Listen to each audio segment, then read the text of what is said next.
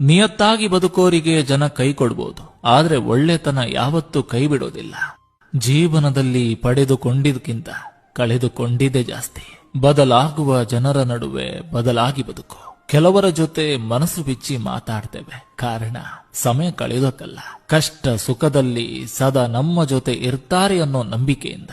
ಸಮಯ ತಗೊಂಡು ಒಂದೊಳ್ಳೆ ಕ್ಷಣ ಕಳೆಯಿರಿ, ಇಲ್ಲದಿದ್ರೆ ಒಂದೊಳ್ಳೆ ಕ್ಷಣ ತಗೊಂಡು ಸಮಯವೇ ನಿಮ್ಮನ್ನ ಕಳೆಯುತ್ತೆ. ಸ್ವಾರ್ಥ ಸಂಬಂಧಗಳಿಗೆ ಅತಿಯಾಗಿ ಸಿಲುಕಬೇಡಿ. ಅವಶ್ಯಕತೆ ಮುಗಿದ ನಂತರ ನಡು ನೀರಲ್ಲಿ ತೊರೆದು ಹೋಗ್ತಾರೆ.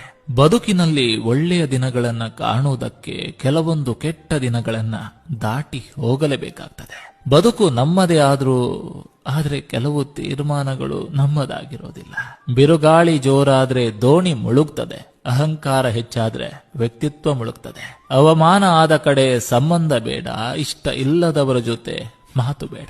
ಎಂದೋ ಮಾಡಿದ ಒಳ್ಳೆಯ ಕೆಲಸಗಳು ಕಷ್ಟ ಕಾಲದಲ್ಲಿ ನಮ್ಮ ಕೈ ಹಿಡಿತವೆ. ಒಂದು ಸಂಬಂಧ ಅಂದ್ಮೇಲೆ ಒಬ್ಬರು ಇನ್ನೊಬ್ಬರ ಭಾವನೆಗಳಿಗೆ ಬೆಲೆ ಕೊಟ್ಟಾಗ ಮಾತ್ರ ಆ ಸಂಬಂಧದಲ್ಲಿ ಪ್ರೀತಿ ಇರ್ತದೆ. ಇಲ್ಲ ಅಂದ್ರೆ ಆ ಸಂಬಂಧದಲ್ಲಿ ಅನಿವಾರ್ಯತೆ ಇರ್ತದೆ ಹೊರತು ಪ್ರೀತಿ ಅನ್ನೋದಿರೋದೇ ಇಲ್ಲ. ಜೀವನವೆಂದರೆ ಬಗೆಹರಿಸಬೇಕಾದ ಸಮಸ್ಯೆ ಅಲ್ಲ, ಅನುಭವಿಸಬೇಕಾದ ವಾಸ್ತವ. ಶಿಕ್ಷಣ ಎನ್ನುವುದು ಹಾಗಲಕಾಯಿಯಂತೆ, ತಿನ್ನಲು ಬೇಸರ, ತಿಂದರೆ ನಮ್ಮ ಆರೋಗ್ಯಕ್ಕೆ ಹಿತಕರ.